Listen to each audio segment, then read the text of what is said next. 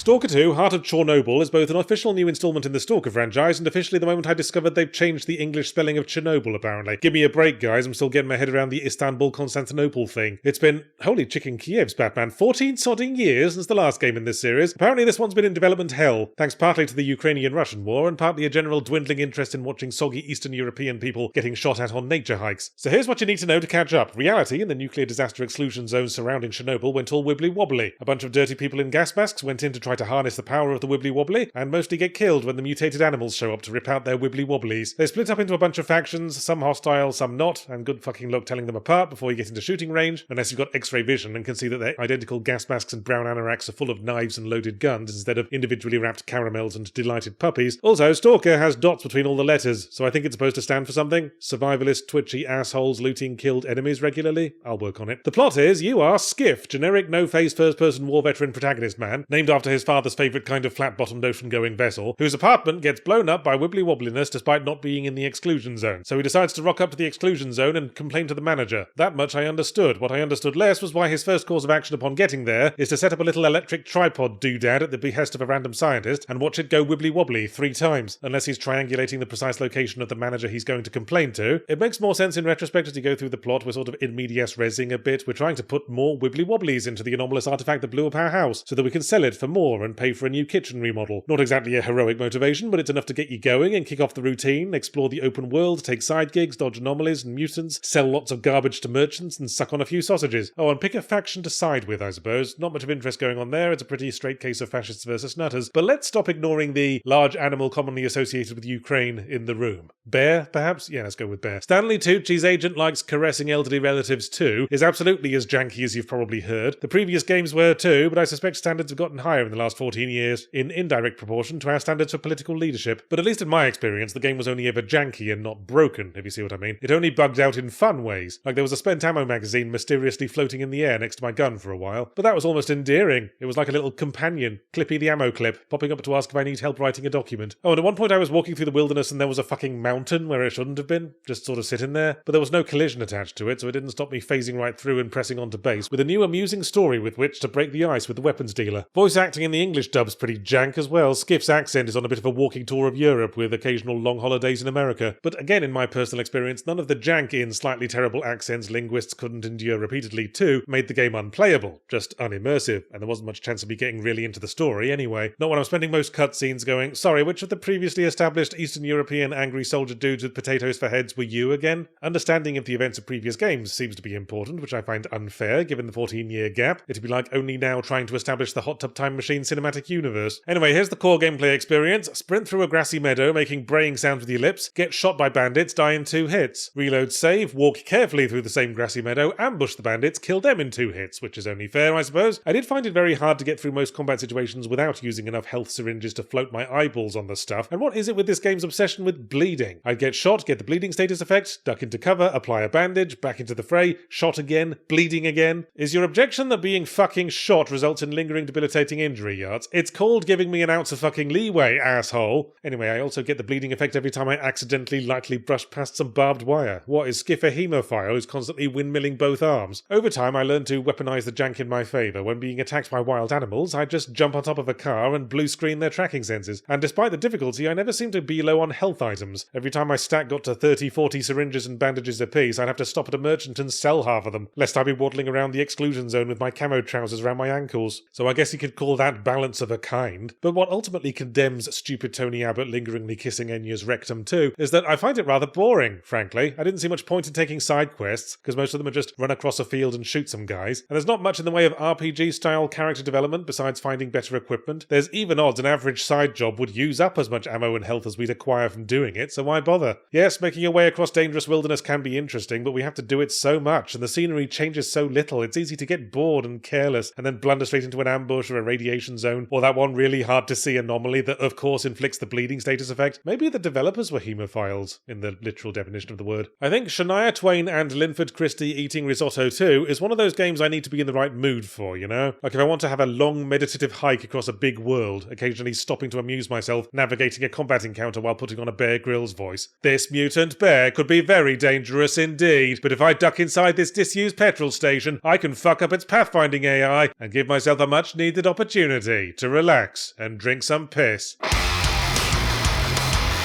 This video is sponsored by Incogni, a really handy online service that gets your details taken off the databases of illicit businesses so you don't get hounded with spam and phishing attempts. Go to incogni.com/secondwind and use code secondwind for 60% off an annual plan. Bam! Hard sell, bitch. What, you want more? Maybe you should demand more. Maybe poor elderly Mrs. Jenkins should have demanded more when she gave her contact details to that seemingly innocent crocheting mailing list and ended up getting targeted by Cambodian scammers. Maybe she should have demanded Incogni's simple and efficient onboarding process where all she needed to do was set up and watch from the dashboard as Incogni purged her from the memories of online jerks. Maybe she should have demanded 60% off an annual plan and used code secondwind on incogni.com/secondwind. Don't be like Mrs. Jenkins. David Hasselhoff is already married and he doesn't even live in Cambodia.